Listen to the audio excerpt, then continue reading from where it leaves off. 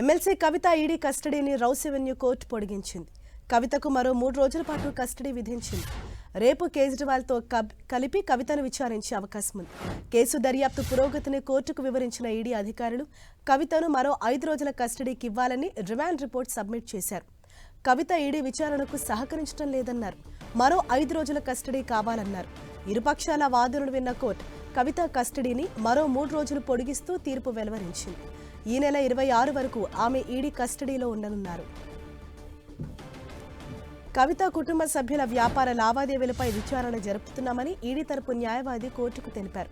కవితకు వైద్య పరీక్షలు నిర్వహిస్తున్నామని, వైద్యులు సూచించిన ఆహారాన్నే ఇస్తున్నామని వెల్లడించారు. మరోవైపు సిబిఐ కోర్టులో బెయిల్ పిటిషన్ను కవిత తరపు న్యాయవాది దాఖలు చేశారు. వెంటనే ఈడీకి నోటీసులు ఇవ్వాలని కోరారు. బెయిల్ అప్లికేషన్ దాఖలుకు కోర్టు అనుమతించలేదు. కోర్టు ఈడీ తరపు న్యాయవాది జోయబ్ హుసేన్ వాదనలు వినిపించారు. కవిత తరపున న్యాయవాది రమేష్ గుప్తా వాదనలు వినిపించారు. కస్టడీ పొడిగింపు తర్వాత బీఆర్ఎస్ ఎమ్మెల్సీ కల్వకుంట్ల కవితను ఈడీ ఆఫీసుకు తరలించారు.